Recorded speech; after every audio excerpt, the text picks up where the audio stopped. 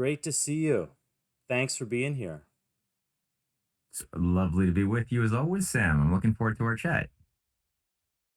Me too, me too. We've known each other a long time, and I've learned so much from your work. Matt's got Rising Tide Foundation, Canadian Patriot, fantastic YouTube channels, Telegram.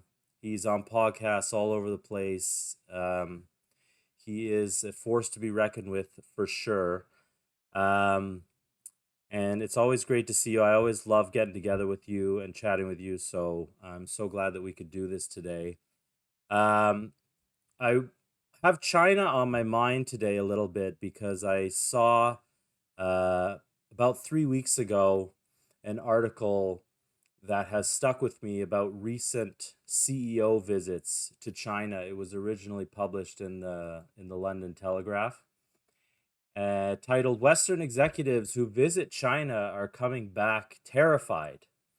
And it opens with a quote from the chief executive of Ford Motor Corporation saying, "It's the most humbling thing I've ever seen. We're in a global competition with China and we're losing. Their cost and quality of their vehicles is far superior to what I see in the West. There's no workers. Everything is automated. They have quote unquote dark factories where robots do so much work they don't even need lights." And you're getting this sense of China rising while the West is collapsing.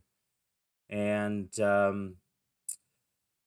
we're seeing massive investments in industrialization in China, where last year China added almost 300,000 robots to their industrial base compared to just 34,000 in the United States. China now has um, order of magnitude more robots than any other Western country, including Germany, the US, and overall, they have 567 robots for every 10,000 manufacturing workers compared to the second highest, 449 in Germany, and only 104 for the United Kingdom.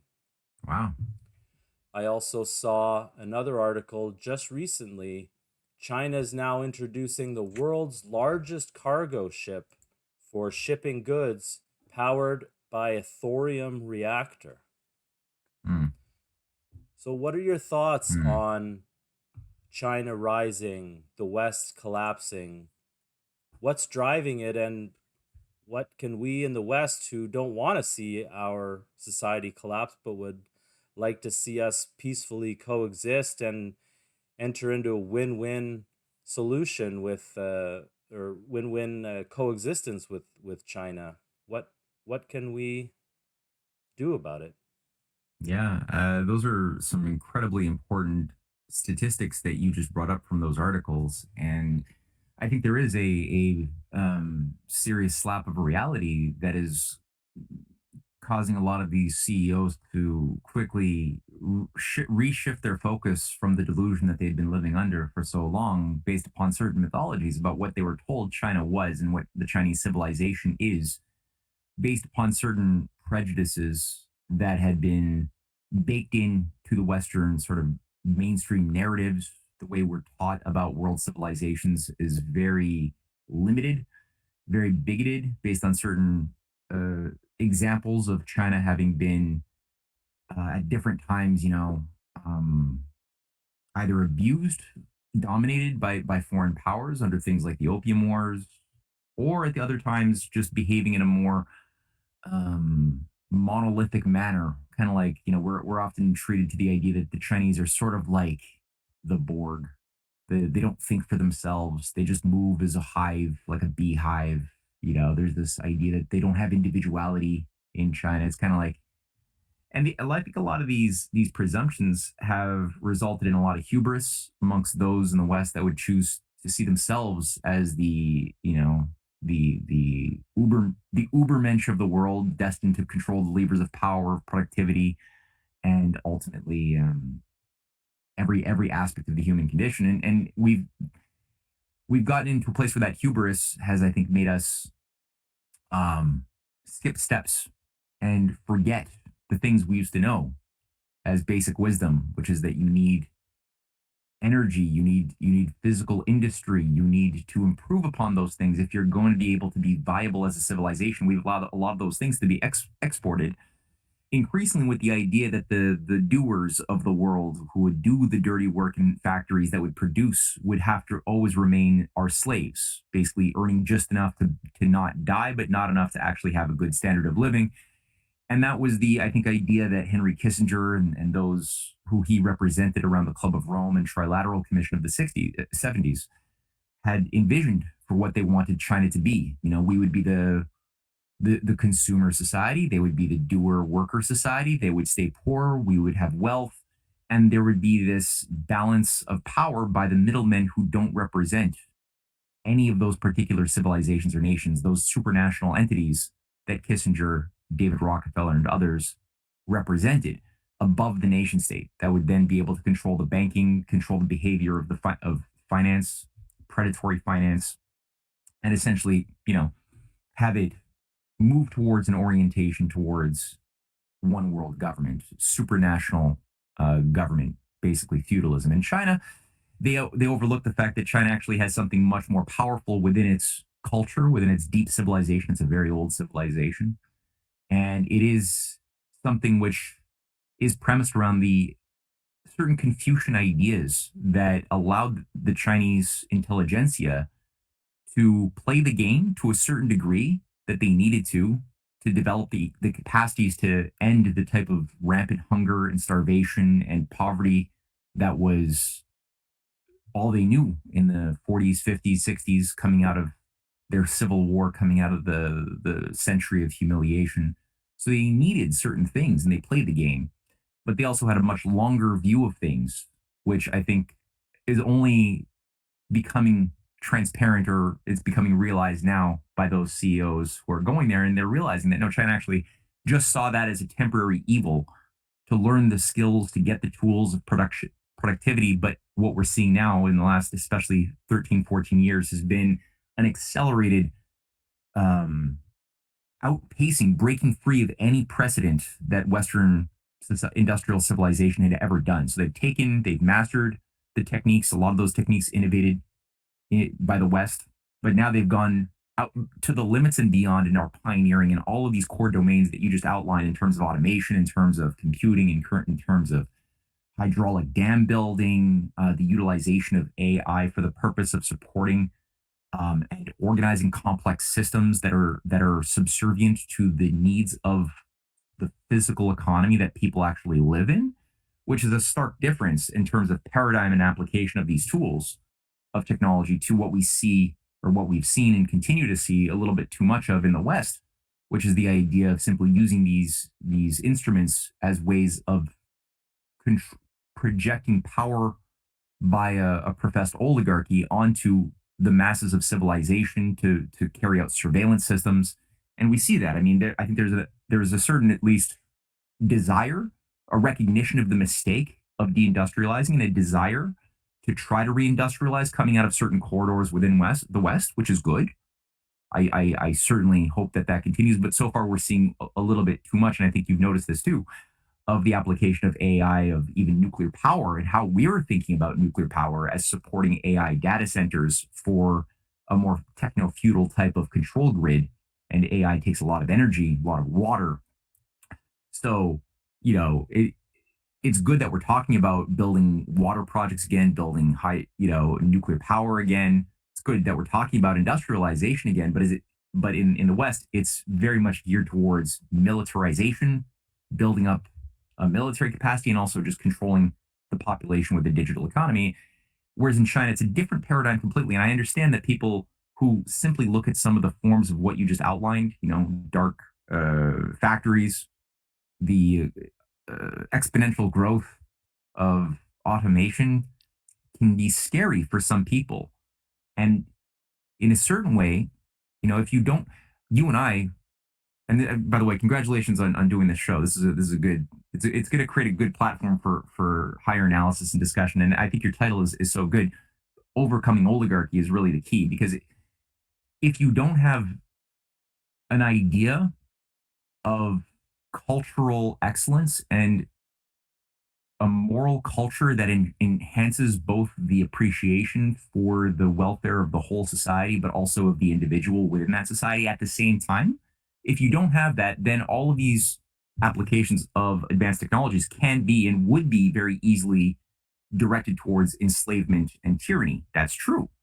But if you actually have the idea, and I think that I've, I've observed China now pretty closely for a number of years. I've got a pretty good sense that they actually have a cultural, philosophical paradigm. Not to say that it couldn't become corrupted and become everything human made is corruptible, but currently there's an idea that the people, the citizens, the individuals are the purpose of the economy. They're the purpose of technology, and the reason why China has been able to make these strides in excellence has been that they've put a lot of effort into R&D, research and development, into every field. They've created a big basket of competition. So they've got an interesting balance of having a nationalist economy, but at the same time, a capitalist sort of competition that they encourage, because they know that that tension, that striving of the individual for excellence is something you can only get in certain environments where you allow the liberty and the pursuit of certain monetary incentives as well.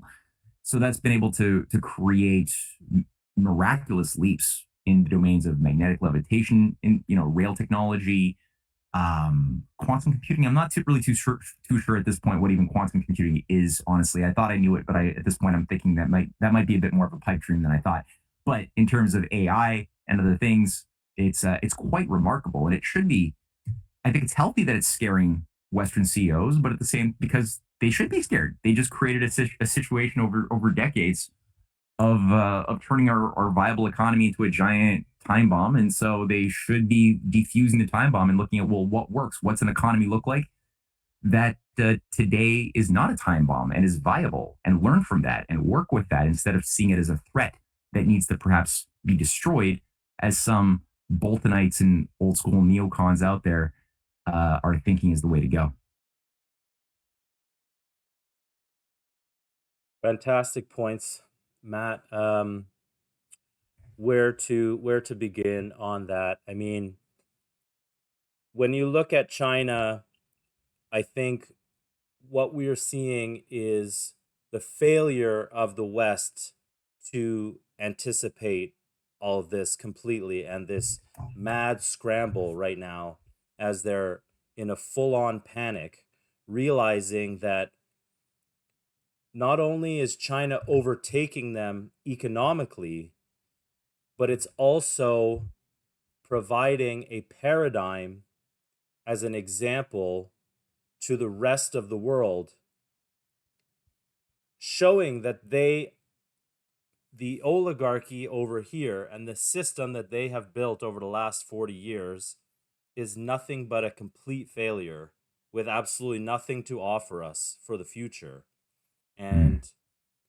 And if we want a better future for ourselves, something like the development, pro industrial, pro progress model that China is currently pursuing, which America used to pursue,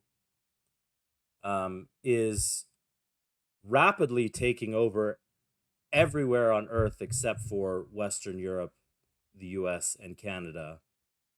And those dominoes are going to start to fall as well very quickly, Mhm. as they have nothing to offer and they have no ability to compete. And China is just eating their lunch. And a lot of people that I know that are kind of hesitant on China or anti-China, bring up the usual tropes. It's a communist dictatorship, of course, so they can do whatever they want. Their people are slaves. They have a social credit program, which they don't, but that trope endures. It hangs on. Yeah, it clings. Would you say it's more accurate to describe China as a communist economic system or as a state capitalist economic system more akin to the American system, which you and I know and love, of people like Alexander Hamilton and Lincoln and William McKinley, Henry Carey, those types of people? Yeah, I think that beyond certain terms that are sometimes used in their political discourse, I mean, obviously the Chinese, federal party is the Chinese Communist Party. So the name is in there, the word is in there. But what a word means, and see, nominalists go crazy because they think truth is located in some literal word and how it's defined in a dictionary. And they don't realize that the physical universe doesn't abide by human-made dictionaries and human-made definitions, because the same word can mean very different things for two different people or several different people who use the same word.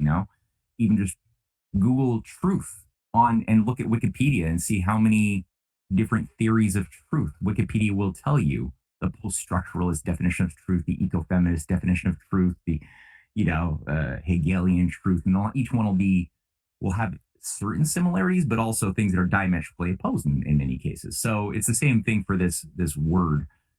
I think that in looking at their behavior, looking at the thinking of how, I mean, Xi Jinping gave a speech in 2014 where he literally, like, he came to power in 2012, began to do several major things. Xi Jinping is a very unique personality who I've been fascinated by, going back to his youthful days, his childhood days, watching his father being taken down by the Gang of Four and sent to a work camp. And Xi Jinping just is somebody who is a scholar, but somebody who's really had their hands in a blue collar sort of situation, working, living in shit poor conditions in rural caves for many years, and just learning skills, capacity building. So I think that the skills that he applied to his own life, the philosophy that as above, so as below, right? He adopted this understanding that what he does personally and the creativity that he gains and the insights and wisdom that he gains by the experiences and the challenges that he leans into is something which has direct application on the macro scale of of a village, of the dynamics shaping a province, the dynamics shaping a country, a dynamic shaping all of humankind. There's similar, though there's differences, there's also similar principles, not similar, the same principles. And we learn a lot by leaning into the unknown, by not trying to be somebody who's just looking for fame or fortune or comfort, and developing real world skills. So he's done that.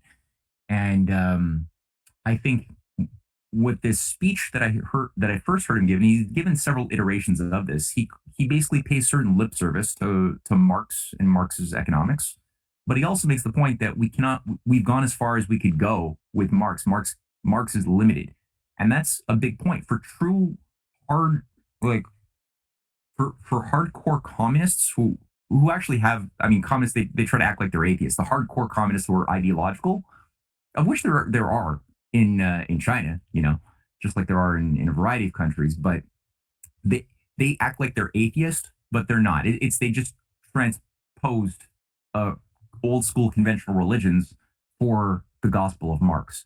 So it is very religious in its tone, and it's a big heresy to say the sorts of things that Xi Jinping, but also you heard that with Deng Xiaoping, who delivered something somewhat similar over 40 years ago, when he also made a point that Marx was limited in only defining labor as being something premised around material productive powers and not of the mental creative domain. And so we have to, and this is Deng Xiaoping, the guy who led in the overthrowing of the Gang of Four after Mao died and putting them in prison and beginning to undo a lot of the damage, the self-inflicted damage of the Cultural Revolution. So he even began the process of helping people, the Chinese, to break free of what they were told was the new gospel by saying, no, human creative thought has to be extended to our appreciation for what is labor. Xi Jinping took that even further and said that there's a plethora of new ideas, new concepts that Marx we did not know how to think about, that require a new paradigm going into the 21st century. So when you look at the behavior of how China's done this, I mean, you've got a robust private system. For people who say it's a communist dictatorship, a godless communist dictatorship, I mean, no, you've got a a Confucian Buddhist Renaissance. Uh, if you look at a lot of the moral philosophy embedded in Confucianism, which again is going through a renaissance, this is the thing that really brought China into its best phases of growth and excellence over the last 2,600 years, no, 2,400 years, is this the idea that there is Tiang Min, the mandate of heaven, or Tiang Xia, which is known as the mandate of heaven, that there's a law of heaven that human beings have to emulate and abide by if we're going to have legitimacy, and if a leadership, if a society and the rule makers are going to be fit to be obeyed by those they rule over, they have to abide by the moral and physical laws of heaven. That's a very important Confucian principle, and something that also gave legitimacy to anything good in the Muslim, Christian, or Jewish Abrahamic civilizations as well. So there's certain common ideas also of agape, that higher form of love, which is something which you can only get by really cultivating wisdom, the mind's powers of knowing what is beyond the horizon of our former assumptions, and also cultivating the heart and working on empathy and putting yourself into other people's shoes, both in our world but also into the future and into the past. And that type of practice that became enshrined in the concept of agape, that agapic love, is something which also is enshrined very, very dearly within the Confucian matrix as well, under the concept of Ren, which it essentially outlines the very same thing. And Confucius talked about it. His followers Mencius talked about it, and many others. So it's you see it also in the formulation of a lot of the best of the Chinese dramas and shows and movies that they promote. A lot of that does get state support as well, because there's an idea of wanting to morally cultivate the wisdom of the individuals at every rung of society, to tap into that source, which is what we used to do under better times past, when people like Frank Capra still could keep a job and do something moral with the art of film in Hollywood. We have small examples of that, but we haven't seen that in many, many generations. Whereas in China, it's becoming more loud and more robust, and that's good. So China has more of, I would say, what you just described, of a nationalist economy that balances both national influence over they don't believe that politics, national politics, and economics should be two separate worlds, as we've been foolishly led to believe in the West, over despite the evidence of every single moment that you've outlined very brilliantly, Sam, in your writings and your classes. Every single moment that the West has improved in our conditions of life and our liberties has always been times when politics and economics were seen as two parts of the same science and the same art. And it's only more recently that we've been brainwashed to think that no, you can either study business management, or you study macroeconomics, or you study microeconomics, or you study political science. But the idea that these are all parts of the same thing has been really lost. And in China, it's not. They have the idea that business should be allowed to compete. They've got a robust private sector. And people could just look at some of the statistics of the growth of the private sector of small and medium businesses in China and compare it to the embarrassing case of the collapse of small and medium businesses over the same interval over the past 30 years in the West. And it's brilliant how China has been able to cultivate that and increase the middle income. Their middle income bracket families has increased massively from the point, I think it was like 3 or 4% in 1999, who qualified for something of the standard of middle income in the way we would think about it. To today, it's like 49, 50%, maybe more at this point. This is already old statistics I'm thinking about from like 2019. So, all of these typical, their longevity, right? The standards of living as well. If you look at the consistent growth since 1970 up until the present, there's a consistent growth of energy availability per individual in China, the quality of life that each individual has access to on average, the average life expectancy that people can live went from something like 56 years of age in 1969 up until today. It's surpassed the United States and Canada's average life expectancy, which I think China is now at like 78.9 or something years of age, something close to that. The US lost 2 years on average since especially COVID.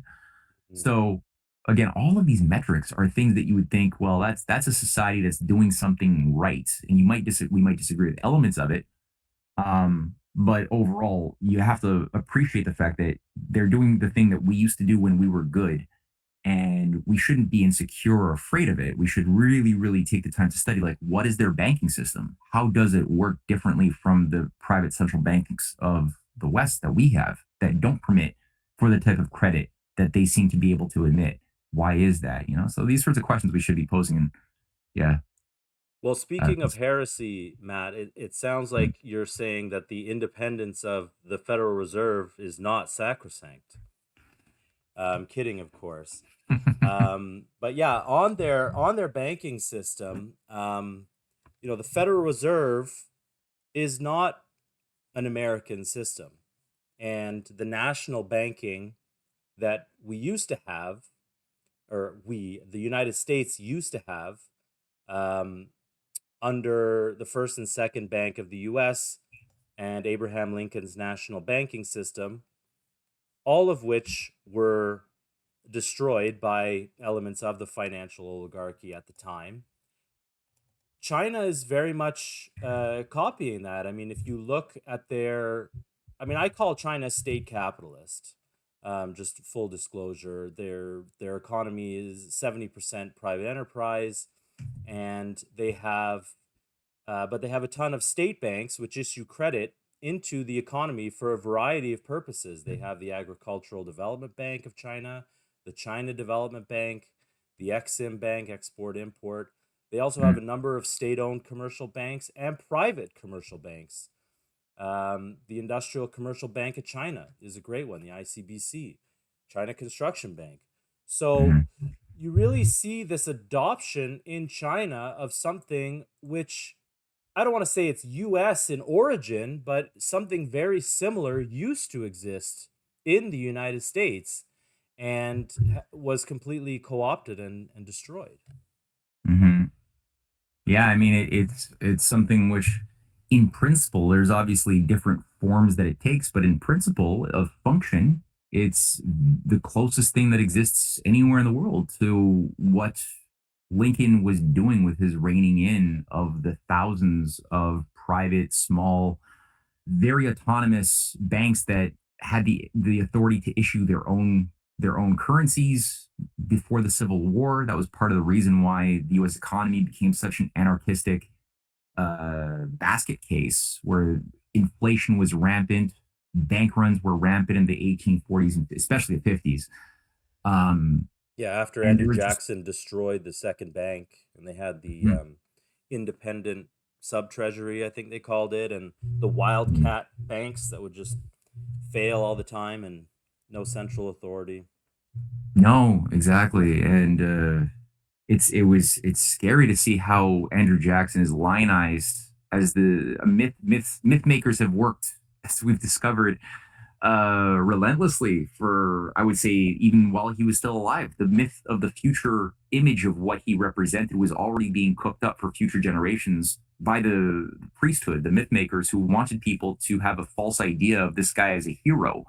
Whereas because he said all the right words that appealed to those who don't like the corruption of international bankers. He used the right language while he was campaigning and while he was, but if you look at who was empowered because of the policies that he passed in killing the Second National Bank and doing so much to deregulate the economy and to allow um, basically the contraction of all investment capital that had beforehand been going into major infrastructure projects like the Erie Canal type projects that were really building up America. He canceled everything to just pay off international creditors and the debt, which he did. He paid off the debt, but the U.S. economy basically was sabotaged and completely collapsed as it was deregulated. Oversight was, as you pointed out, ended, and as a consequence of that, rampant speculation became the norm and bank panics became the norm, like the bank panic of 1837, which was a major, major bank run. But it didn't, it just, that was the new normal from 1837 onward up until the Civil War. And, it was only the global, ironically, the Rothschild, conglomerates, the City of London conglomerates, these major financier oligarchs who were able to then buy up the bankrupt farms, the bankrupt industries, the nascent industries that were not able to get capital and had to, and that just fell apart. Those physical powers of the economy were then just absorbed by the deep state, the Anglo-allied deep state structures and power structures in America that gave rise to things like J.P. Morgan, the Junius Morgan operation that was brought in from England. The Rockefeller operation later on became a part of that, and what have you. The Vanderbilt operation ended up just working to build up this separate power within the state, which was devoted to essentially undoing the successes of 1776 on behalf of an overlord class. And this led up to, as you pointed out, the things like the Federal Reserve Act later on. The earlier before that was the destruction of Lincoln's greenbacks a few years after the Civil War, and it was all of this was done by design. There was always a plan to subvert the means of having constitutional banking, a moral law shaping the behavior of culture of banking, of finance, and that idea was always seen as a threat to the oligarchy. And so today, I mean, yeah, China is the only real powerful country which has been able to reject the pressures to centralize, to privatize their central banks. They've kept control, national controls over their private finance, and because of that, they haven't suffered the way we have. All of these slings and arrows of speculative bubbles. They've had their run-ins with speculative bubbles, but they've been able to contain them, as we've seen with Evergrande, the housing, the real estate bubble. That didn't Something of that magnitude would have easily destroyed the Western economies, because we entirely rely on that type of behavior and have for the past 2.5, 3 decades. Whereas China has diversified quite a bit and relied principally on the physical economic base, and their destiny is not hinged on casino capitalism. So they were able to contain that explosion, reorganize, bring in new management, and the healing process is underway on that front in a very, very healthy manner. Although there's still problems and work to be done, there's healing and recovery on that level. But overall, their banks are able to do, and there's articles that were published in the China People's Daily that are beautifully written, where the Chinese have recognized their legacy in carrying out the policies of Alexander Hamilton and Alexander Hamilton's credit policies and his insights into what is the purpose of national credit that shapes and creates so-called money and its behavior within a system. That we've lost that. That's what Lincoln understood. That's what people like John Quincy Adams understood and Henry Clay. And also later on, maybe people like, not maybe, definitely people like Franklin Roosevelt and JFK understood that principle, but we stopped doing that.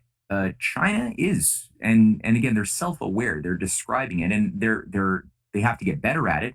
And again, there's just to say there are deep state structures in China that want to subvert this as well. Some of them are Chinese people, some from the Chinese upper crust, and we saw that with this parasite within China around the figure of Jack Ma, who had patrons amongst very powerful families within China. This is a nobody who was turned into kind of like a Bill Gates type of character for China, and he was given a certain task, certain assignments. He was given protection by very, very established, entrenched forces that did not have the best interests of the Chinese people in their mind. And we saw the type of influence Alibaba had in the 2015 to 19 period in infiltrating and taking increased ownership of things like the China, what's called the Industrial and Commercial Bank of China. They tried to they got a 51% of shares of that industrial bank until Jack Ma was taken down, because the idea was to turn it into a green digital transhumanist financial behemoth under Jack Ma's lead. And that's where a lot of the anti-China fear mongers, they latch on to what was being done under this, what's called the Shanghai clique of these multi-billionaires around the figure of Jiang Zemin, the former president of China in the 1990s, who groomed this Shanghai billionaire class that's highly, highly influential, of which people like Miles Guo, who works with today's Steve Bannon, was groomed and grew and influenced through that hive And again, Jack Ma came out of that. A lot of it was taken down under the anti-corruption program that Xi Jinping began in earnest in 2012. But a lot of it was still there. But people latch onto the influence that this thing had to try to turn China into an instrument of eco digital technocratic tyranny through Jack Ma's type of operation. And they overlook, well, what was done after 2020? What was done to take down these different insidious elements, which is important because that's no longer the case, right? So there's a fight, and people miss that fight, and because they miss that fight, they don't see the water to put out the fire that's right in front of their eyes. When they look at China, there's actually like a solution to the fire that's burning down our house. Well said. Um, I agree with you completely about China and Evergrande withstanding all that, and I'm thoroughly convinced more and more every day that um, our system is precariously built on shifting sands that could collapse at any time. I mean, you look at some of the valuations in the stock market right now, and you see $16 billion market caps on companies that are pre-revenue and hemorrhaging money, and it's all just the speculative orgy and no actual real physical value behind it. Completely opposed to what China's doing. And Trump, of course, he's bringing in tariffs, and China does have some tariffs as well. And tariffs are an important part of the American system, the economic system. And I did a whole class for your organization called Trump Tariffs and Treason on the protective tariff and the protective system. But what Trump has not brought in, which China is doing en masse, is grand projects, huge infrastructure developments financed by this state banking system, which you could call it dirigist, which is they do have a largely private enterprise system. However, in some aspects, the government is able to dictate we want more construction, we want less speculation, for example, and to Mm-hmm. sort of direct the economy in certain directions while still allowing for private enterprise and individuals to fail and succeed on their own merits. Mm-hmm. And Alexander Hamilton, of course, in his report on manufacturers, called transportation improvements the greatest of all possible improvements. The American term for a long time was internal improvements for infrastructure projects like this. China is just unbelievable in scale and scope of these Mm-hmm. infrastructure projects, and we here in the West, we are. It seems Trump is hoping and counting on tariffs and absolutely no emphasis at all on great projects. And there's a little bit of nuance to it as well. Of course, you need Congress to go along with it in the U.S. What what do you think about Trump's failure to emulate the Chinese model, which used to be the American model, which Trump vocally endorses, of investing not just bringing in tariffs, but investing in these great infrastructure projects like transportation, but other things as well. Just simple sanitation and investments in healthcare and education, which you outlined earlier. Yeah, it is frustrating, because there's so many points that Trump hits at in his rhetoric and in his policy orientation, which is very close to our heart. Because you and I are very much, we've studied a lot of the same battles in history and recognized that it's only in times when you have this American system that's no longer taught in school emerge in an actualized manner as a weapon in battle against oligarchy and in defense of the people, that we've really had true progress and freedom improve.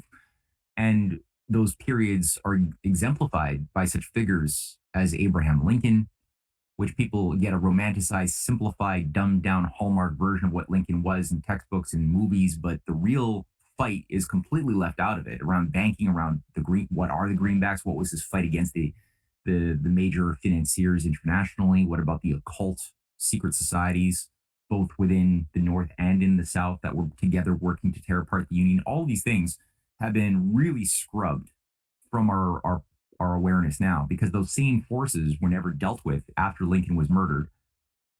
And his murder was immediately covered up in a very similar manner that John F. Kennedy's murder and life was also covered up by the exact same forces, the heirs of the exact same institutions, financial, occult, and other. So because of that, we're sort of we it's frustrating because we don't have a full tool basket to properly deal with the issues at hand because of this lack of knowledge. Now, that being said, when Trump began speaking about Lincoln, about the American system, which he did on several occasions in his first term, he used the terminology of the American system directly. Now, he didn't, that seemed to have disappeared after 2018. I don't know why. I can speculate, but I don't know why. But he continued in his second term to utilize McKinley as an image to emulate, which is good. McKinley being a confused but generally strong follower of Lincoln, didn't have the same understanding of Hamiltonian economics as Lincoln did, but still the right principles were in McKinley's mind of the protective tariff, the idea of true value, true labor value, and the purpose of the nation state. McKinley had a good grasp of. So we were very hopeful and continue to be hopeful that this might animate a healthy restoration of the proper American system. That being said, there's still, like you said, something frustrating because it doesn't look like what we're seeing by and large under Trump's administration. There's aspects of it, protective tariffs are great to a degree as long as you use them in the right way, and what they are is a way to help defend a nascent industry that you don't have, that you want to give the support that it needs to grow against international competition that already exists. They can't compete with very advanced competitive industries that do the same thing. So you want the nation state to play a role in giving them the protection of whatever you want to build.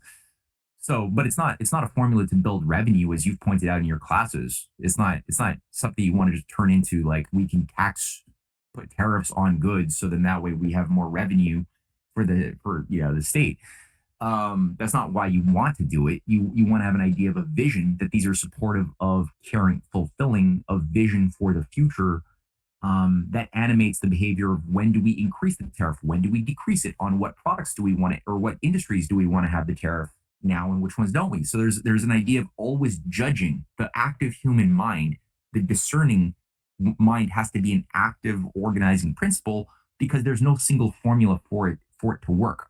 China, I think, is a good example of a country which has been very flexible with its tariff policies. They've made choices every step of the way. That's their thing with how they do the 5-year plans. They reevaluate their entire paradigm of, like, where are our priorities, where are the benchmarks that we've met, where did we miss them, where do we have to pivot, where do we have to put more resources and priorities in, and act accordingly.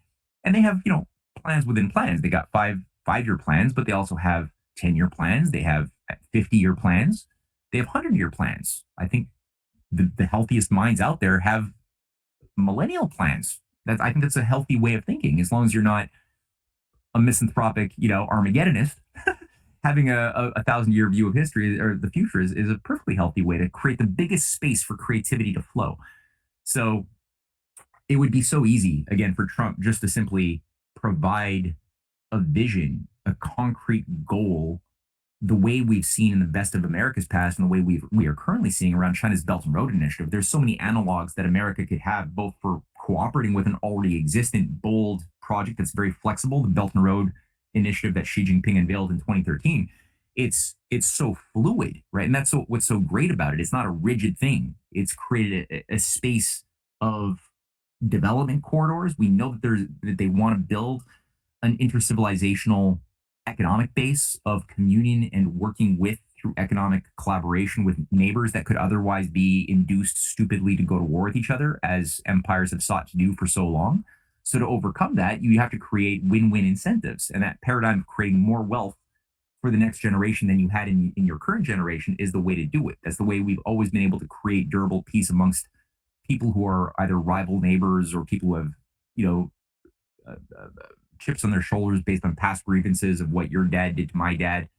And we see this in the case of Pakistan and India. We see it in the case of India and China. We see it in the case of so many different countries with their neighbors that have been stoked by these fires of divisiveness have been so clearly stoked by those same imperial forces that destroyed China under the century of humiliation, the Opium Wars that worked to destroy America under its civil war, which again was a foreign-induced civil war that worked hard to transform the United States into an instrument of empire by creating false flags like the so-called attack on the Maine that got the U.S. enmeshed into a war it should have never have been in under the leadership of or the guidance of people like Teddy Roosevelt, into the Philippines, but also things like the Gulf of Tonkin and so many other false flags have been done to transform the U.S. and Western countries more generally into instruments of evil and destruction as power. So the way to get over that is build infrastructure. That's what Lincoln had in mind when he was looking at the post-war world in the 1860s, and he was in direct talks to extend rail and telegraph lines through the Bering Strait into Russia and into broader Eurasia. His allies were working very hard, like Ulysses S. Grant, to organize the spread of the American system internationally when he was doing his tour of the world and organizing leaders from Japan to Asia to South America and Europe in adopting this anti-British imperial system that Lincoln had fought for. That's what Ulysses S. Grant devoted his later years to.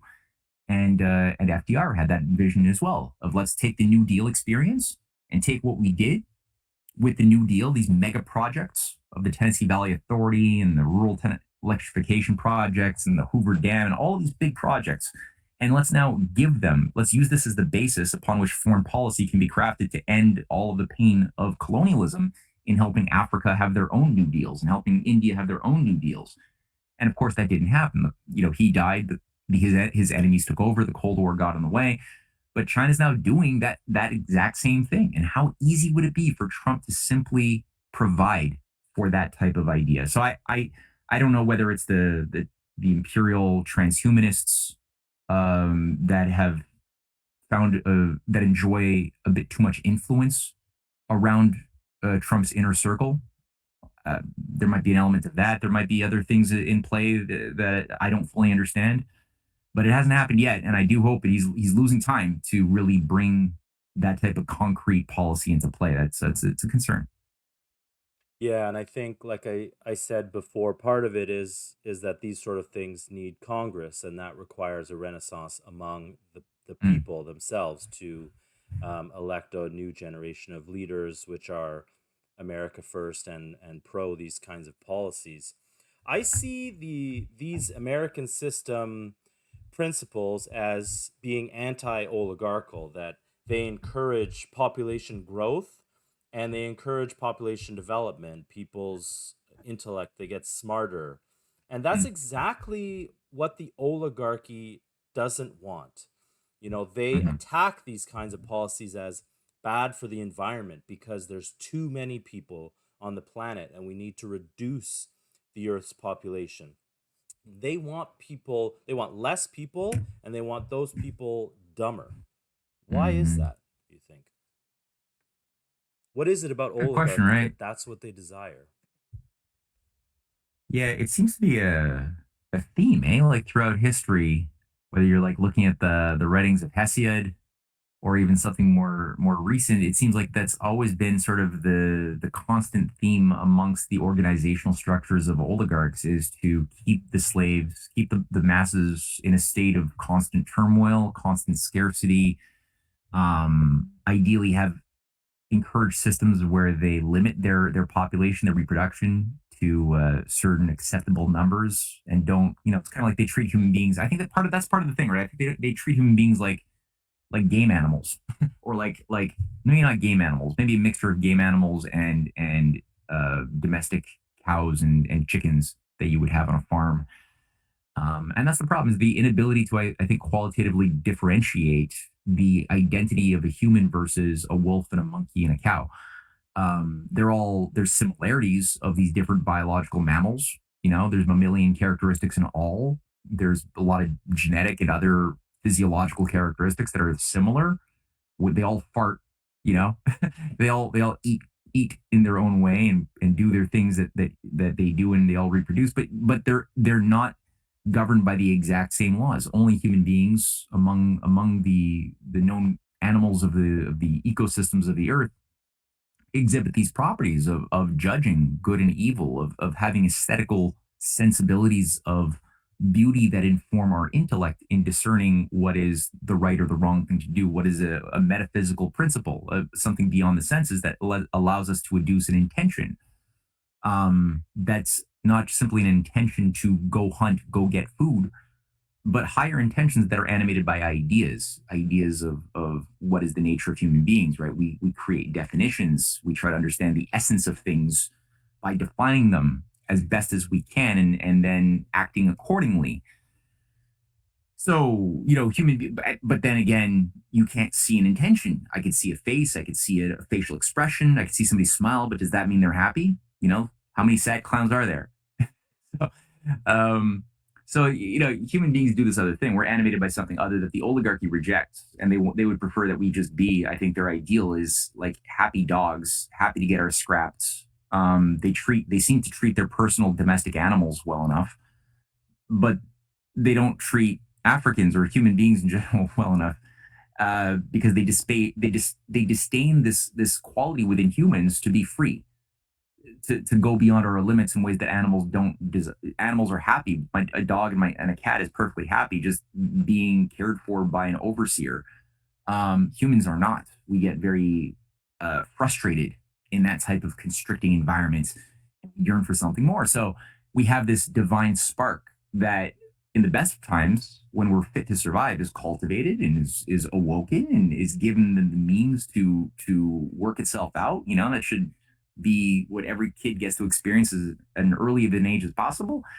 And oligarchs don't get that. They're offended by systems of education that are oriented towards helping young people discover what it means to be a human, have a relationship with their conscience, with their soul, as something that is real, in making discoveries of the universe, of science, that isn't simply memorization. And we have some examples of that now and again throughout history. They're always short lived, but whenever they happen, you have really great things that occur as effects. People like Max Planck, who make discoveries into the quantum, emerge out of that process. And what you tend to find in these examples of these cultural movements to bring healthy reforms to education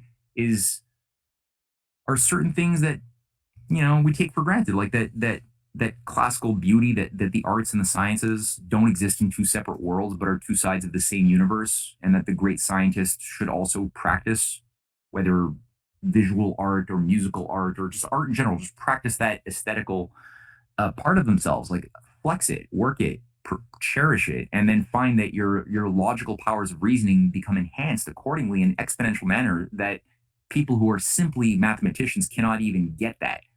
There's this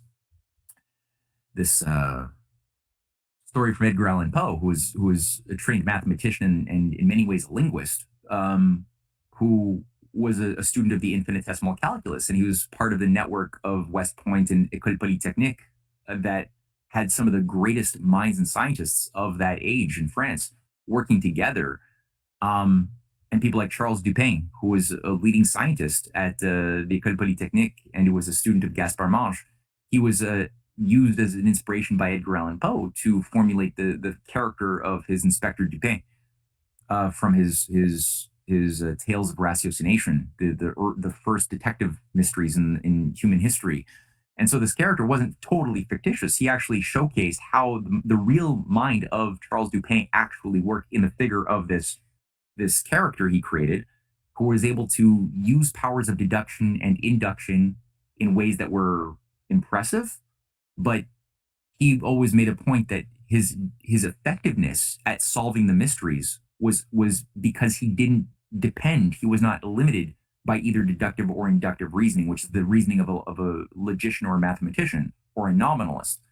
He used them, but he went beyond that because he had a creative power as a poet primarily, which allowed him to make these nonlinear leaps outside of those realms of computer thinking.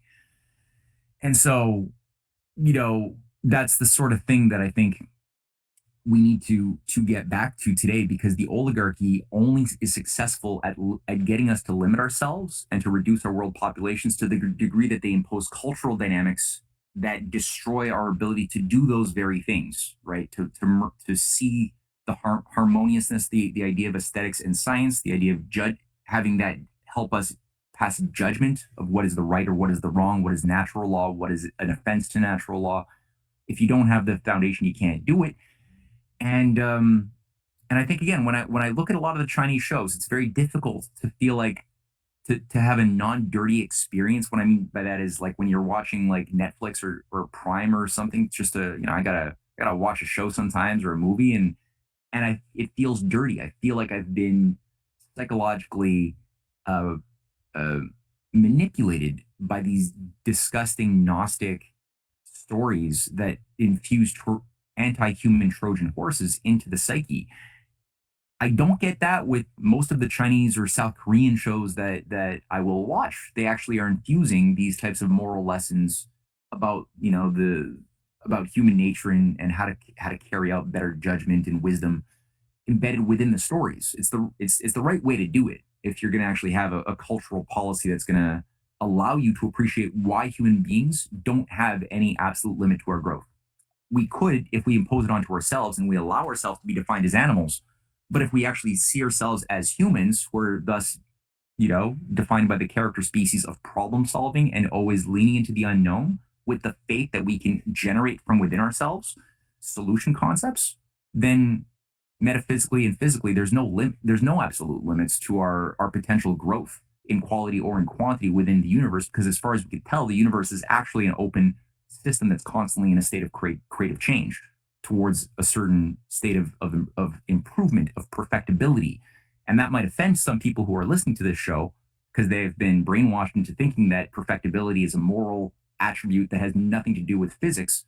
But I would say they've been brainwashed, as I just did, because I would say that evidence shows us that the universe, even before there was humans, has purposefulness, directionality already there in the unfolding of even things like living matter on the earth that moved from simple celled amoebas at some point by some mysterious process we don't understand, that found itself in this particular part of the solar system within this part of the galaxy, that began to change in a manner that generated things like photosynthesis and generated new biotechnologies over time, which then changed the environment, that reciprocally then changed the organisms within the environment, and had this back and forth of the whole to the part and the part to the whole, back and forth, to the point that we have, more and more complex systems capable of having, at a certain point, a conversation between you and me over light speed, on these strange boxes that we're talking into. I mean, that, like, is that random? Is that just like lucky chance, or is there actually a sign that there's something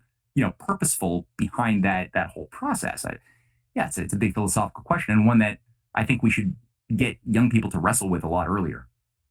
Can That's why you, the for people? oligarchy doesn't like population growing. No, I mean, they are threatened by people that are too numerous and too intelligent, because they simply won't tolerate. In order for their system to survive, people can't be smart enough to see through it and see a better system, and then be numerous enough to overpower them. Hmm. Just for people that are interested in what you said, are there like maybe two or three examples of Chinese shows, either on Netflix or somewhere else, that you could recommend people check out to get a sense Yeah. of what you were So saying? yeah, I'd suggest, and people have to push through it a little bit, because some of these Chinese shows, I gotta say, they can be long. Like, they like really pulling out the drama, and they can go 45 to 70 shows, right? So people have to be aware. It's a bit of a commitment, but it's a worthwhile commitment, because you don't feel like you get the sense that you're becoming something is being made better within your heart when you go through these stories. And sometimes they can get cheesy. I'll just say that too. Sometimes there can be cheese, but hold on, there will be rewards that compensate. And I would say, like, one example of a film that's worth checking out would be Wandering Earth. Not episode. There's been two Wandering Earths. I'd say the second one it's a major blockbuster that came out of China a few years back. The first one gets at the essence of it, I think, in a pretty good way. The second one, the sequel, has some weird transhumanist elements, and it is sponsored by Jack Ma. So I don't Mm. I and pay Alibaba Group. So I personally have my trepidation about some of that. There's the Chinese have their own cultural warfare against them too. There's shows like The Double, which is a fantastic show featuring the biggest like injustice that happens to an innocent girl who's very young, very idealistic, and she gets smacked by reality in ways that will make you shudder. And basically it takes you through her overcoming each with lessons and capacity building each step of the way with a very we often get movies in the West that cater to our desire for justice, revenge, and that's been a big selling point, a big easy sell for engaging Western audiences into films, the revenge movie, and there's a certain satisfaction, obviously, from watching revenge, whether it's Quentin Tarantino films like Kill Bill or whatever. But it's brutalizing. It's getting you to be satisfied and to desire the satisfaction of murder, of eye for an eye type of ethos. And it's rampant. You got it in a lot of Mel Gibson movies too. Unfortunately, I like Mel Gibson, but a lot of his movies have the revenge impulse in different degrees of magnitude. And in China, they treat the question of revenge in a very different way. You're not taking satisfaction in it in the way that you are in the West, but you are taking satisfaction in her wisdom, in her learning how to properly bring justice to bear in a very unjust world. And so again, The Double is one thing. There's the story of the Pearl Girl or the Pearl Diver. I think it's the story of the Pearl Girl as a woman who is brought into slavery, and she's being treated. And it's sort of based on a lot of these are period pieces. I think this one takes place in the Tang Dynasty. Um, and it's her story of gaining liberty from her enslavement. She's working for a bunch of mercenaries and warlords with in a slave community, doing treacherous dives for pearls. And most people don't come out of that alive. But it's the story of how she struggled to break out of it and then become essentially an entrepreneur.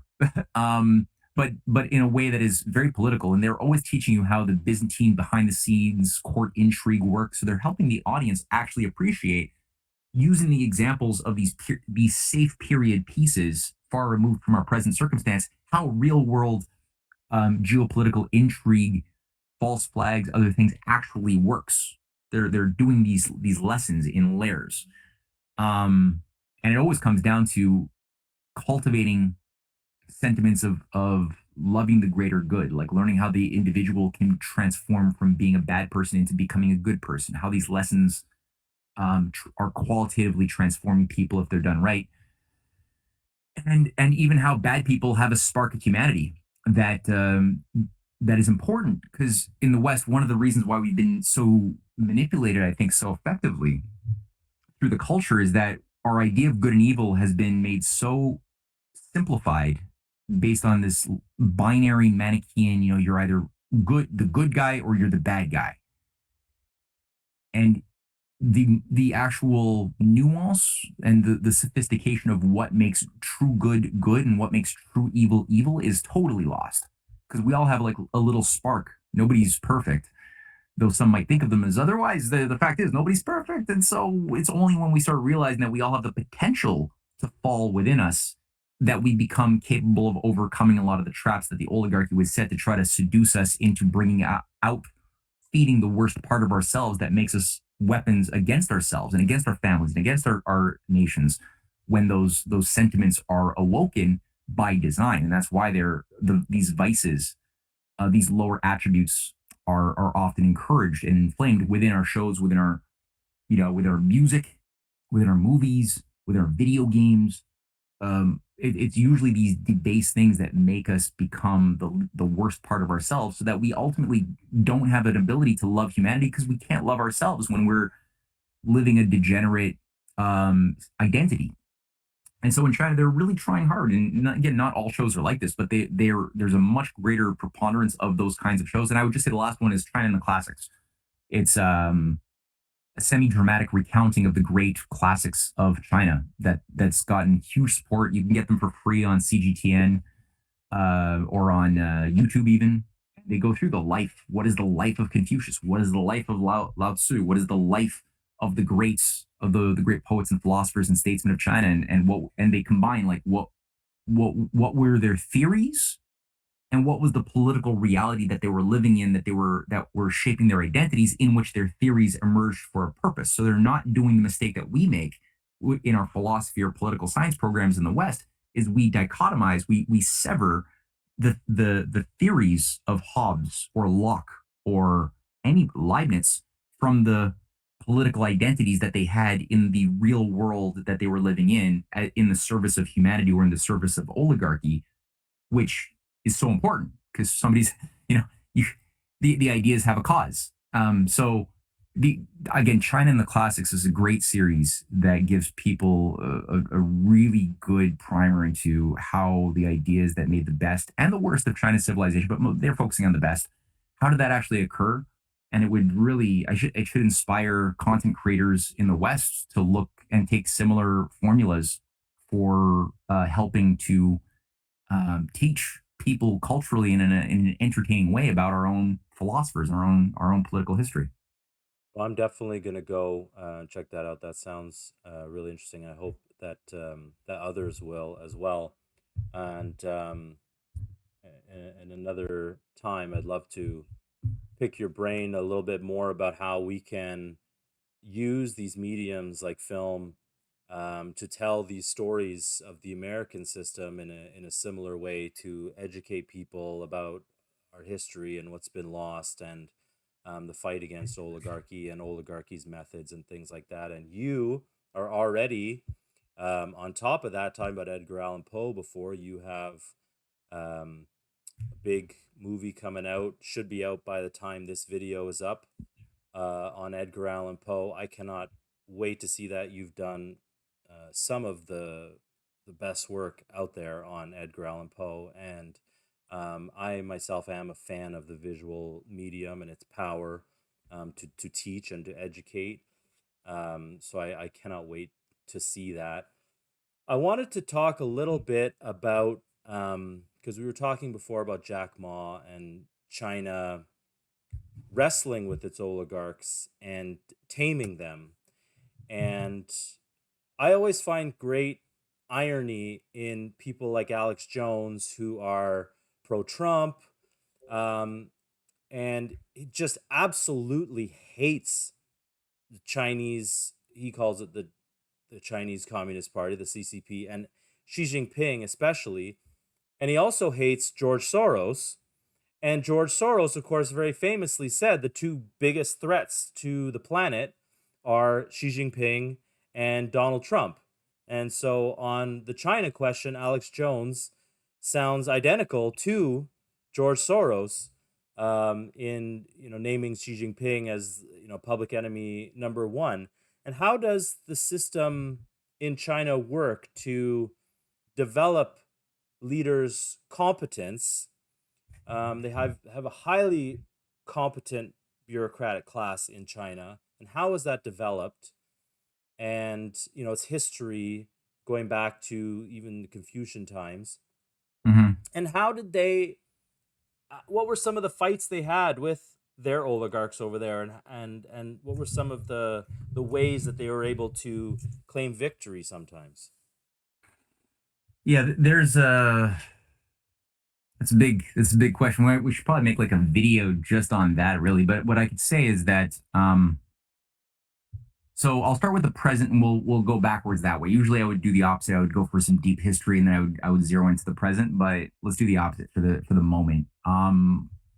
Here, I'm going to do a little share screen here just to get across. So I mentioned that Xi Jinping began as soon as he came into power a process of massive anti-corruption purges, a massive draining of the swamp. He didn't do this obviously by himself. He was working with uh, China's intelligentsia, because like a mutual friend of ours, Quan Le, has pointed out that like we shouldn't deny it. We shouldn't be blind to this fact that oligarchies are that literally means is rule by the few. That there are a limited array of families, whether in Italy, I mean, it looks amongst the Western governments, there's a limited array of families that can go back quite some time and that are part of what, for lack of a better word, one might call a club. They're vetted, they have a certain agreement on generally how the world should be arranged. There's certain rivalries within some of these families that we can trace out throughout history at different times, manifesting as like somebody getting backstabbed, like different um, princely dynasties are vying for control during the Hundred Years' War of the 15th century in England. It doesn't mean that they were in principle in opposition to each other, but it just means that there was like a little bit of a battle amongst the wolves at the top rungs, and a lot of people suffered for these things.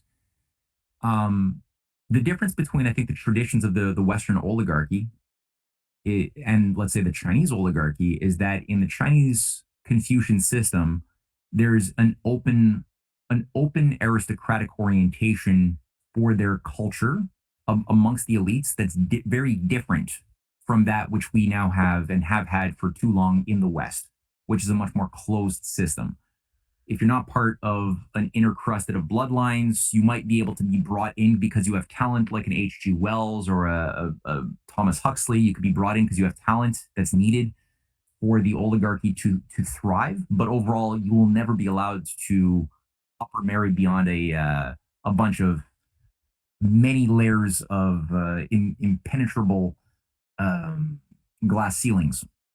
So you'll be very contained. They might grant certain functional sociopaths who do their work well limited dynasties. They might award them an honor, a knighthood, or something, and that they are granted a limited dynasty where their kids and grandkids, to the degree that they keep up the family business, will be protected, will be granted access to Eton and other schools.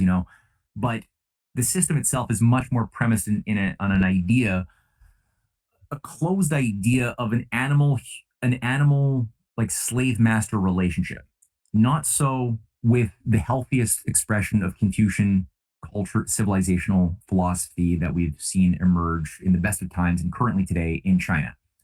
So that is based on a different idea that, again, the mandate of heaven, Tian Xia, this idea that the rules, the top-down rules of society, have to abide by the general welfare, the laws of nature, the laws of heaven, as it's called, in order for that society to be viable. And in that sense, that idea that right makes might versus might makes right is really where the battle lines are drawn. And it's a scientifically verifiable thing, as well as just being a nice thing to say. But it's not just a nice thing to say; it's scientifically valid that right does make might. When you act on the side of natural law, you have more power. You have more ability to be wealthy if you because that wealth is being generated by honest creativity, by creating greater situations of peace and cooperation, which is better for business than in creating depopulation and forever wars. It's actually bad for business, though it might gain a few interests, a lot of money in the short term. It destroys all those operating within that game in the long term. So it's not an idealistic utopian thing. And the Chinese have a much better grasp of that. Xi Jinping was assigned to bring China out of a major crisis where Bo Xialai, who was his major nemesis in 2012, who was the person who was going to be the head of the Chinese Communist Party, the Secretary General. That was Bo Xilai. He was part of the Shanghai clique. He was protected by people like Hu Jintao and by Jiang Zemin. That network wanted him in. He was known as the Al Gore of China. That was his big thing. He was rampantly corrupt, rampantly, like, really dark. This guy was eyeballs deep in the swamp. But he got taken down. So Xi Jinping came in. He was successful in this major fight in 2012 that ensured that Xi Jinping became the guy. And immediately, Bo Xilai faced justice for the crimes that he had committed over the decades preceding that moment, and found himself where he currently is, rotting in jail. And it didn't stop there. It continued on to today. It's well over 5 million. Many high level party members have been punished with major jail times in some of the cases. I'm just going to show you a picture here. Um, Here, I'm just going to pull up a window. This is part of a script that nobody's ever seen before. So there's a little preview of something that is going to be. Can you see that? Yep. Okay. So here's a few names. Okay, and just look at the positions that they held. I already have here Bo Shalai, close ally of Jiang Zemin. Um, He was found guilty in 2013, stripped of all his assets, and sentenced to life in prison. Ma Jian, another member of the Shanghai clique, served as vice minister of public security. That's essentially the deputy head of the CIA. From 2006 to 2015, he was found guilty of corruption, given life in prison. He's sitting in prison now. He was a major protector of Miles Guo, by the way, the guy who came to America to avoid a prison sentence and built up his new dynasty, working to organize the Chinese diaspora in becoming like this force of CIA-run regime changers, and working with Steve Bannon to carry out that crusade against China. That guy was being protected by Ma Jian. Also, Zhu Yongqian, Minister of Public Security from 2002 to 2007, and Politburo Standing Committee member. That's the highest committee within the entire Chinese state, is the Politburo Standing Committee member. So he was high up. I think he got 7 or 8 people on that position. He was given life in prison for abuse of power, corruption, and embezzlement in 2015. And so he became the highest ranking Chinese official in history to receive such a sentence. Ling Jihua, who was the chief of staff to former Secretary General Hu Jintao, he was given life in prison. Hu Jintao, by the way, is the guy who he recently passed away, but a big display was made publicly at the last major CCP conference, where all of the leaders were the so-called the previous heads of state were all sitting near Xi Jinping, and Xi Jinping made a point to take that opportunity when all of the cameras and all of the world, like China watches these things like we were watching football, and he literally has his security detail come out and escort a very confused and angry Hu Jintao off the stage as a big message saying basically a new game is in town. Like, this guy, what he represented is over. Sun Zhengkai, who is a member of the elite 8-person Politburo, he was given life in prison 2018 for bribery and corruption. I'll just read a few more because it's good to just make this visceral, right? Like, people, it's one thing to just say the number, but to actually just make it visceral. Like, these are not low-level people. Sun Lijun, who is a big one. He was vice minister of public safety from 2018 to 2020. He was given the death sentence with reprieve in 2022 for bribery and corruption. He was part of the Jiang Zemin faction and deputy director of 610 office. That's something which oversees, as far as I could understand it, I think that's the thing that oversees the efforts to purge the Falun Gong operation, which was another CIA synthetic cult built up inside of China to weaken China through religious engineering from within. And we hear stories sometimes of abuses against Falun Gong practitioners. And I think that from what I'm gathering in my research is that a number of the people who are running the 610 office assigned to crack down on Falun Gong practitioners were actually the people who were also part of the same operation that was ironically running Falun Gong. Because the idea isn't that everything is disposable. Falun Gong was a useful tool towards a means towards an end, but the end wasn't to make Falun Gong become some celebrated, normalized religion. It was just simply to weaken China as a state by getting people to disengage from their involvement with that society, with the government, in their ideology that is that's more than qigong. We're told it's just breathing exercises and raising your qi. No, there's something more going on that has a lot to do with Master Li Hongji's promotion of the idea that he has superpowers because he's harnessed the various intergalactic aliens that have infiltrated all of our bodies. And because of his amazing power of Qigong, he was able to harness all of those foreign entities and have them service him, such that he has clairvoyance and can read powers and can heal his followers, and that his followers should not get medical service if they need it or they get an infection. They should rather die than have their soul blood contaminated by a blood transfusion or another organ if they need that. So it's kind of very similar to the Jehovah's Witness in a weird way, but also Master Li Hongji professes that that's the head of Falun Gong, who lives in New York in a massive 430-acre estate. He professes that he's an intergalactic messiah figure balancing the forces of a major space opera between good and evil interdimensional aliens. And I'm not kidding. There's a Time magazine interview from 1999 where he's literally talking about all this crazy shit. So Why is it all this always sorcery and aliens? the way it goes, man. It's the easiest things to work with, and they're tied together somehow, right? Like they always weave them together. You're right. So all that to say, that was the 610 operation office, was to crack down and then give more fuel to those international disenfranchised Chinese Falun Gong followers or followers of Miles Guo to see the Chinese as this evil totalitarian Habsburg Empire type state. Um, Instead of it. So, but these guys have been taken down now. So then you got Meng Hong Wei, who's vice minister of public security from 2004 to 2018, and Interpol chief from 2016 to 18, sentenced to 13.5 years in prison in 2019. You got Fu Zhenghua, who was justice minister from 2018 to 2020, was convicted of taking and stealing $17 million in government funds in 2022 and was sentenced to life. Um, Sun Guofeng was chairman of the People's Bank of China and was the chairman of the People's Bank of China. So was sentenced to 16 years for corruption in 2024. And there's an even bigger list. I just threw out some of the notable ones that caught my attention.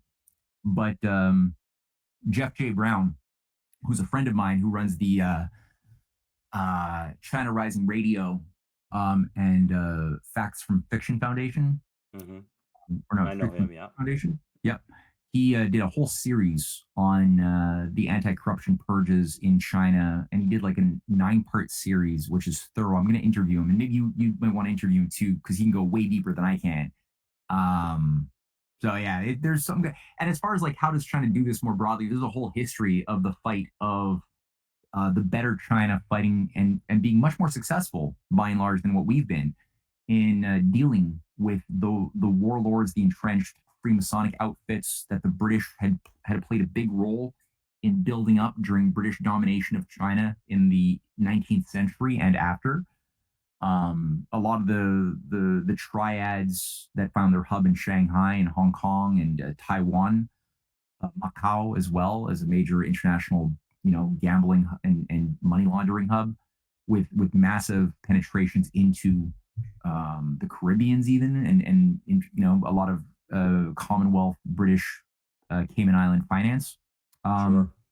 That was all baked up and built up by the British Freemasonic controllers of China during that time. And they were interfacing with various Gnostic, esoteric Taoist death cultists inside of China and building up those groups in opposition to those Confucian and healthier Buddhist school followers who were taken down and punished.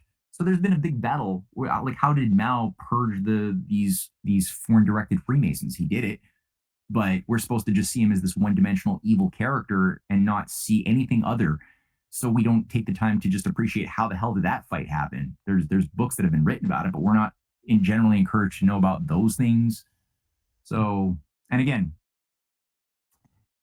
the Chinese shows that I cited, they go through a lot of this, like how good people are able to navigate in Byzantine political realities and keep their souls intact, but do it in a way that has evildoers self implode, but in a sophisticated way. It's not a simple Batman versus Superman, or no, what do you call it? Superman versus Lex Luthor type of formula. It's always something more. I think that if we were to embark on something like this, it would require that same sort of cultural rebirth we were talking about earlier, that would be required to return a Mm. Congress for Trump that would be also supporting great projects like this. And it's going to have to come because of our traditions, our legal traditions in the West, that to have these kinds of crackdowns, there's going to have to be a cultural shift that comes first. So let's leave it on a positive note for everybody, and let's talk a little bit about China's Belt and Road, their massive investments that they're making globally across Asia, across Africa, across South America, contrasting it with the IMF and the World Bank economic Mm, hitman model, that they are actually loaning at fair terms, that the loans are able to be paid back, and they're actually providing worthwhile and useful infrastructure in these countries and building up a ton of goodwill and soft power. Um, is the IMF and the World Bank dead? mm, What's their future? And then what's the future? We just have our new prime minister, fairly new, Mark Carney. What's the future of Carney and Trump and relations with China? mm. I mean, these are not again. You asked great questions, Sam. And they're my approach. I'm a bit of a nuanced thinker on a lot of these things, so I don't have quick. I can give the quick answer, but it's not satisfying. So the China Belt and Road Initiative, for those who don't know, they should just Google it and look at what's been accomplished because it is quite something. Okay, so I'm assuming that some people may not have a positive a familiarity or a positive idea of it. Basically, it's a broad framework, sometimes known as the New Silk Road, which has a sea-based and land-based component to it, also an Arctic and space-based component to it, also a digital-based and health-based component to it. But essentially, it's a space. It's a general concept of massive massive mega project. Like it's a state and private collaboration around a vision of interconnectivity and increasing standards of living for all participants while making business connections very profitable for all involved by increasing the overall um, not just standards of living, but overall productivity on every possible important standard one would choose to look at when judging a healthier versus a sicker economy. So the rail lines on the overland component are so you've got rail that would go from that extends from China all the way to Europe through three dominant corridors, but with hundreds of sub corridors besides these three dominant ones. The northern one already is very well established. It's been built that extends through Mongolia, or actually around Mongolia, but there's another branch that's going to go through Mongolia that's under construction through Russia and into Europe. There's another one called the Middle Corridor that's multimodal that goes to the Caspian where ports, so rail goes westward to the Caspian, and then there's shipping that then debarks the freight and then brings it back onto rail lines that carry the freight onward into Europe that way. Then you got a southern route that's more contentious because the entire Southwest Asia, in terms of Iran, uh, Iraq, especially Syria, have been Afghanistan, which the southern corridor would move through, have been so targeted for regime change and destabilization that it's become much more difficult. So it's much more strategic and important for that to successfully be built, but much more difficult because of the fires of chaos that have been stoked by the CIA and MI6 and other things. But beyond that, there's Belt and Road initiatives or products for Africa. Some of it manifested in the Africa Agenda 2063 program from the African Union that featured something like 9 major intercontinental rail lines that stretch 3 north-south and 6 east-west across Africa, with the first going from Djibouti on the Red Sea, which is very close. There's a big port there that already has rail connecting all the way to Addis Ababa, built by the Chinese, and that would easily connect with a little bridge through the Bab el-Mandeb Strait into Yemen and onward into broader Saudi Arabia, and that would interconnect with things like the NEOM's major new advanced cities that Saudi Arabia is under that are building right now, and also the high-speed rail networks like the Trans-Arabian Rail Network that is being built up in China, in Saudi Arabia, with the help of Oman, of China, of Saudi Arabia. Um, But it's not just rail, it's whole development corridors. It's the building up of secondary and tertiary industries, new service sectors as well that go with these things. Power In plants, power plants, sanitation. Yeah, yeah, yeah, exactly. Yeah, yeah, healthcare. exactly. Yeah, exactly. The soft infrastructure, the schooling goes with that. Trade schools go with that. So it's so much more complex, dynamic than people often think of just simply infrastructure. Is So Africa going to have a comprehensive continental high-speed rail network before North America? yeah, I mean, if we can get over the problem is just the CIA coming in there and foreign, intelligence agencies, promoting things like Boko Haram and Al Qaeda operations inside of Africa, or the Tigray liberation armies that gets their support by foreign influences in the West that are useful only like the way Falun Gong was useful of destabilizing a target government like in Ethiopia, which is building things like they just finished their Grand Renaissance Dam, and they're a big part of the BRICS now. They're full members of the BRICS, as is Egypt. Um, Potentially Nigeria might become a full member shortly. They're still a partner country, but it gives they're I think the high speed integrated rail network continentally across Africa already would have been built had it not been for a lot of this foreign intervention that's been like sabotaging it left and right, which is very very frustrating. But yeah, they definitely have a much more concrete, ready to go orientation and plan than what we have currently. Although there's positive strides that have been made with at least the discussion of the Bering Strait Rail and Arctic development that's been moving forward because of some of what was circulated over the past couple of months by Kirill Dmitriev and company. This came all after the Alaska summit with Putin and Trump around I'm sure discussions involving Arctic mutual economic collaboration came out of that, but now people are discussing the Bering Strait rail connection, things like that. But it's still just conceptual. It's still pretty far from any practicality. Whereas in Africa, it's much closer. They're doing things already. Tanzania already has major Chinese investment building up and UAE investment building up. Its rail and other infrastructure corridors. China's work internationally has lifted something like 1 billion people out of poverty. I know it's an oft quoted number. I'd like to see it even grow even faster, but we haven't done that. That was China. So they got a different approach to developing foreign direct investment into smaller countries within Africa or within South America that actually benefit the overarching economies. And we are told in the West by a bunch of psyop managers that it's all debt trap diplomacy designed to do essentially what the IMF and the World Bank have already been doing for the past 70 years of spreading, imperial um, feudal investment capital to entrap nations into forever debts as we take control of their economies and their resources and their infrastructure that we don't even permit them to build, or if we do allow a little bit, it's never to benefit their people, like we've seen in Nigeria or the child slave plantations in Congo.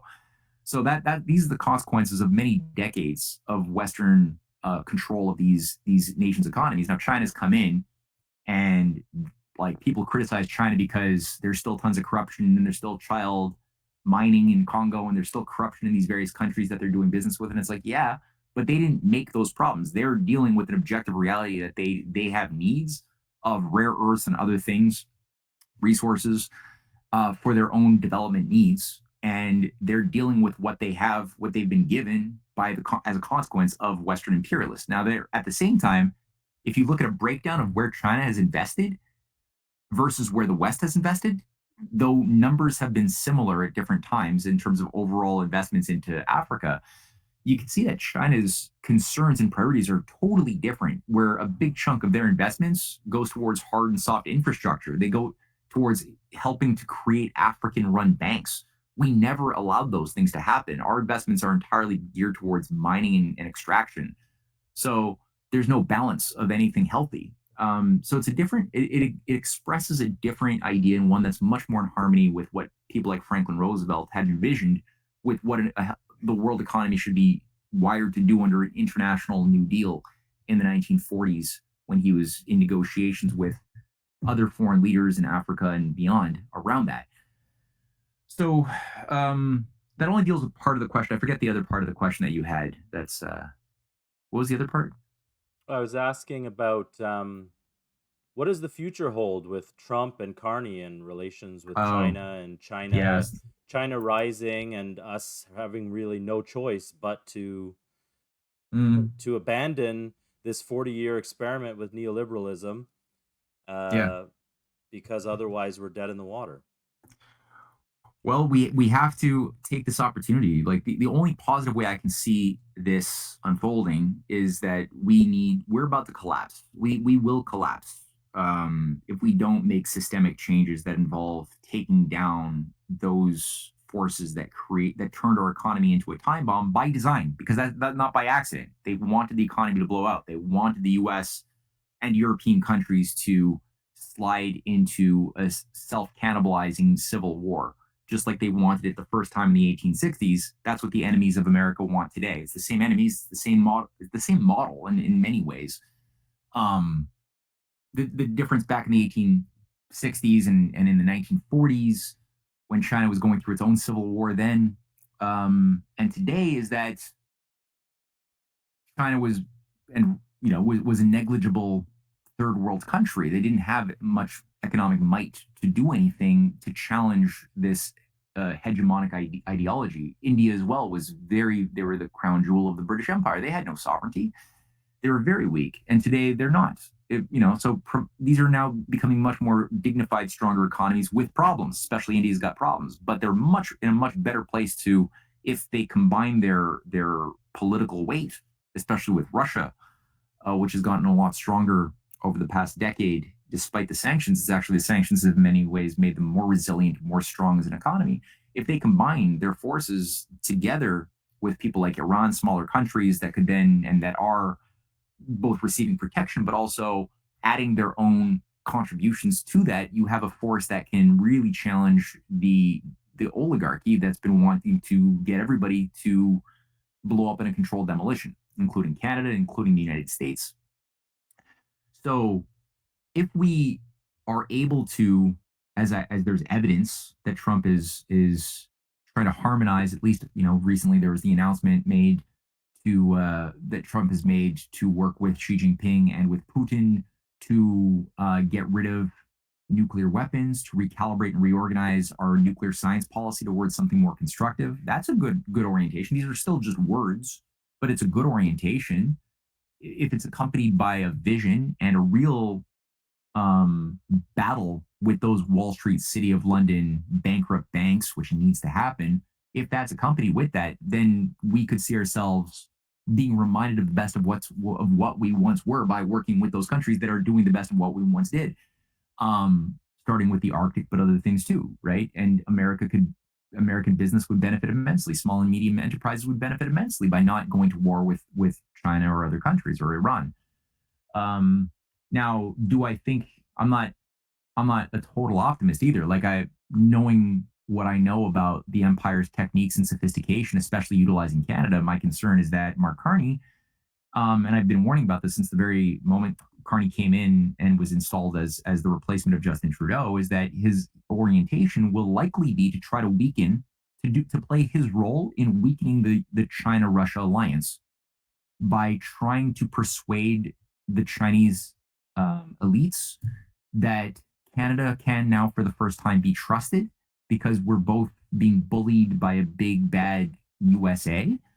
And now, Carney has made a point, and I chuckle, I get some satisfaction in some ways, but I'm aware that he's representing a dangerous, sophisticated policy as well. So I don't overly celebrate, but he's made the point that um, what was it called, the climate bankers compact, that compact that was supposed to force that got 140 major financial institutions that he oversaw to The Net commit to, Zero Alliance.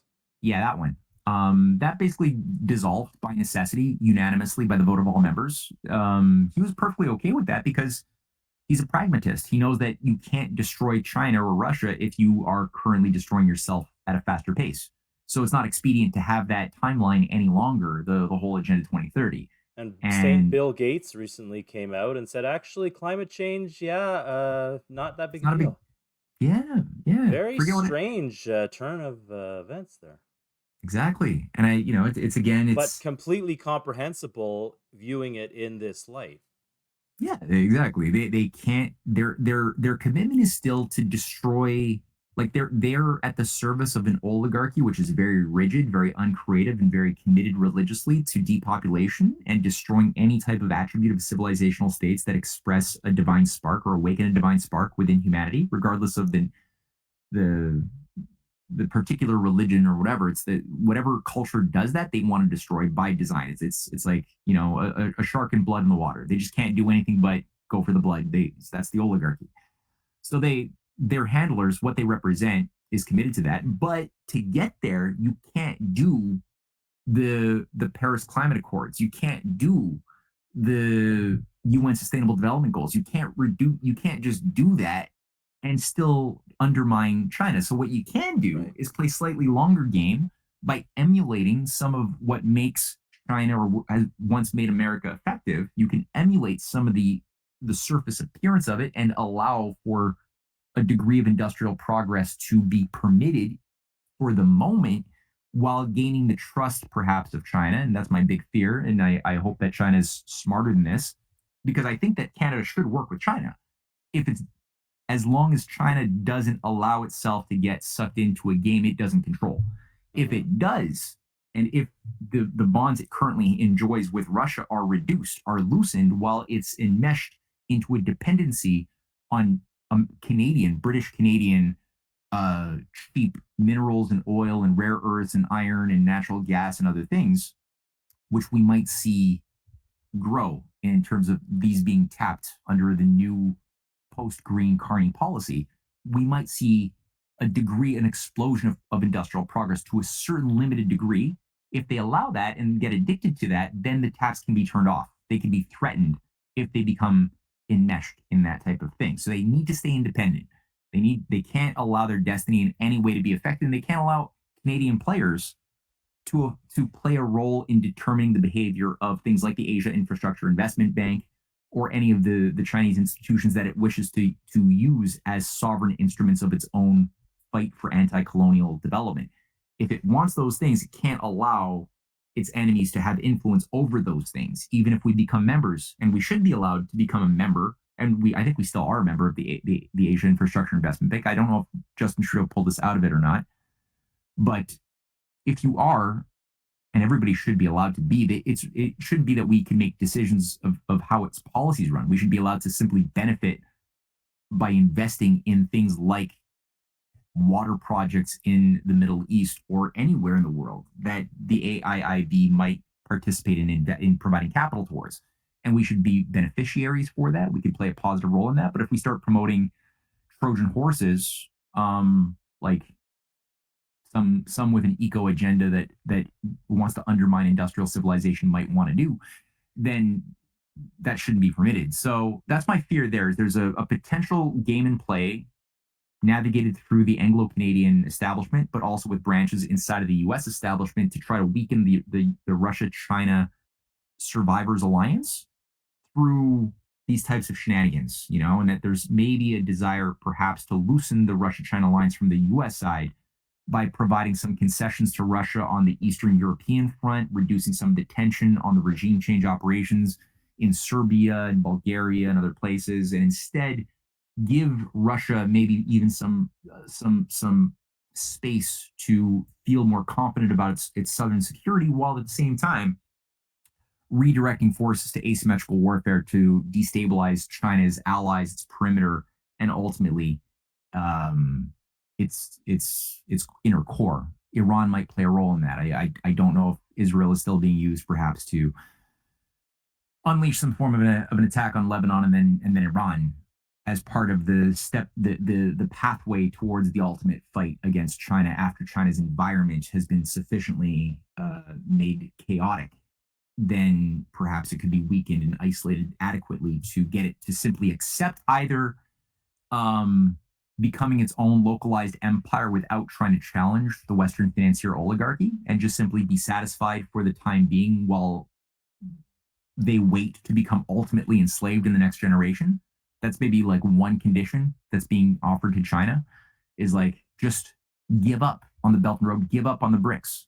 I can see that very, very clearly is like these types of threats saying just give up on trying to expand your influence in Africa or South America or the BRICS. Just give up on that. look out for your own little micro territory in your backyard, just to have that as your jurisdiction and have your own localized techno feudal empire. Be happy with that, and we'll leave you alone maybe. And if you don't, we might have to attack you. That might be the sort of threats that I could imagine some of the envoys being that are meeting up with Xi Jinping as messages that they're conveying. Because I think the oligarchy kind of wants to rearrange the world. We're at one of these millennial phase shifts right now, kind of similar to what happened to Rome 2,000 years ago after Julius Caesar was killed, or after he declared himself emperor.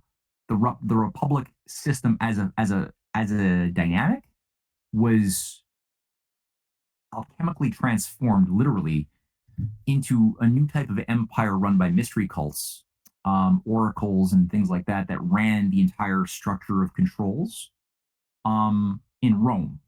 And it was sold. Emperor Octavian was, God man sold as ushering in a golden age. That was the terminology that was used even back then.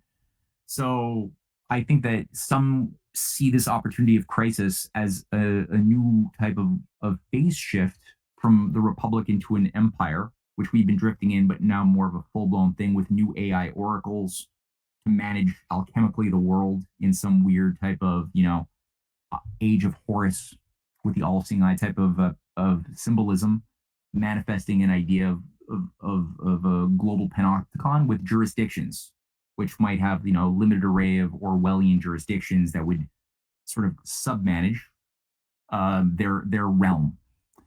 And that's what Coudenhove Kalergi, the founder of the Pan European movement, which Steve Bannon is currently a leading official of the Kalergi Otto Habsburg operation.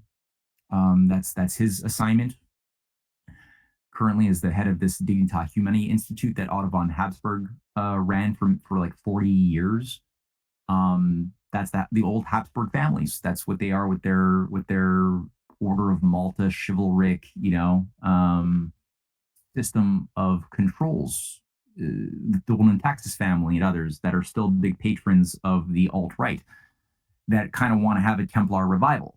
But this all requires we get rid of and forget the type of successes we had with the healthier Western civilization that might require, in their minds, some civil war for a few decades, maybe maybe shorter. But I think they would want like a new age of bloodletting between like hard radical eco terror leftists and like crusader new wannabe knights that go head to head in America and in Europe, out of which chaos some sort of new desire for accepting a new type of order may possibly be brought online.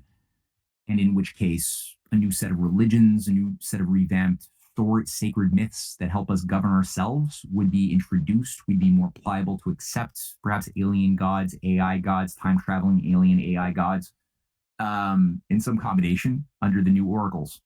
So that's my negative concern. So I got my positive idea that the Chinese better human influence that maybe awakens more of the better American influence stays in control and doesn't allow itself to be submissive to the terms being set for them by the enemies of humanity, or they make the mistake of trusting um, so-called reform Western powers and allowing their own sovereign decision making to be given away. At which point, bad slips can turn into a big fall. So. Yeah, I think Carney and the oligarchs that he represents, if they're trying to drive a wedge between China and Russia, good luck with that. That relationship Mm. is rock solid. And I Mm-hmm. think that it's going to be an ultimate irony if the US eventually has to develop using Belt and Road funds because they have completely abandoned their own heritage of national banking for grand projects like this.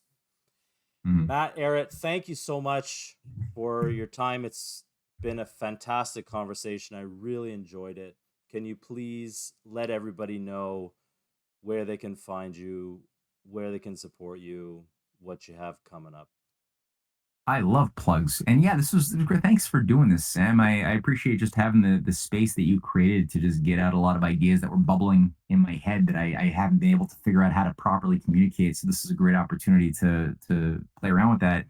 And I hope it helps people sort of begin to kind of try to make sense of a lot of misinformation out there. And for myself, yeah, you mentioned earlier that by now, as this video is being aired, our Edgar Allan Poe documentary it will likely be available, so people can check that out as one thing. We've been making films with our filmmaker friends, Jason Dahl, and all of a sudden we discovered that David Goslin, our longtime collaborator, also has a unique skill set for filmmaking and some good aesthetic sensibilities. So we've challenged him to turn some of our pieces on Edgar Allan Poe. Actually, he challenged himself to do it.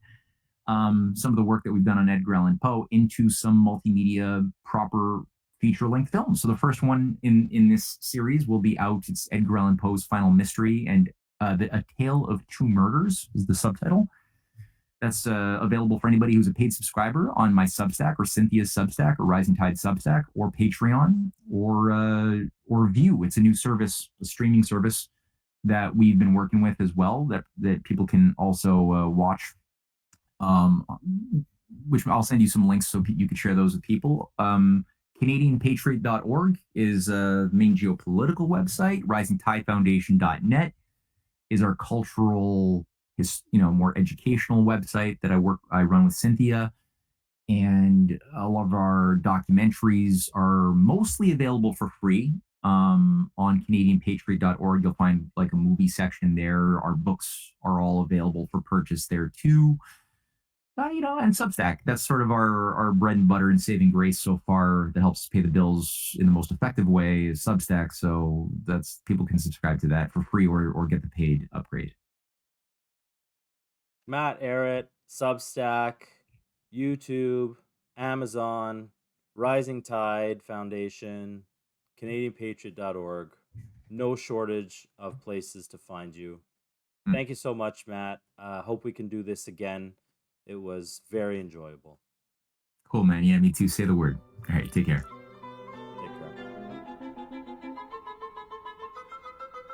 Take care.